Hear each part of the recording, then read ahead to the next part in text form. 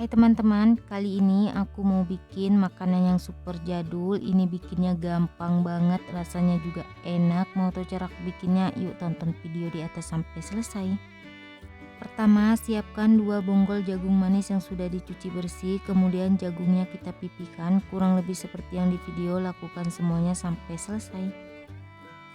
Dan ini dia hasil jagung yang tadi sudah aku pipih. Kemudian kita sisihkan sebentar. Selanjutnya siapkan kukusan yang sudah dipanaskan, lalu kita kukus jagung yang tadi sudah kita pipih. Kalau kalian mau direbus jagungnya juga bisa disesuaikan aja dengan selera mau pakai metode yang mana. Selanjutnya siapkan 100 gram kelapa parut yang sudah dikasih setengah sendok teh garam. Biar lebih hemat gas, kelapanya mau aku kukus barengan sama jagungnya sampai matang kurang lebih selama 15 menit. Setelah jagung dan kelapanya sudah matang, kemudian jagungnya kita keluarkan dari kukusan.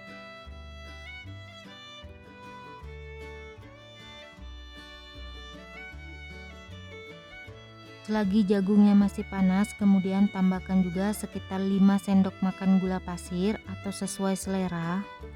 Lalu campurkan juga kelapa yang tadi sudah kita kukus, kemudian kita aduk sampai semuanya tercampur rata. Kalau semuanya sudah tercampur rata, kemudian siap untuk kita sajikan.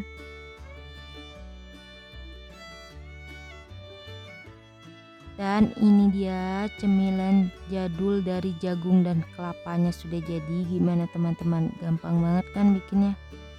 Dari 2 bonggol jagung hasilnya super banyak. Ini cocok banget untuk dijadiin cemilan. Ini rasanya enak, manis, gurih.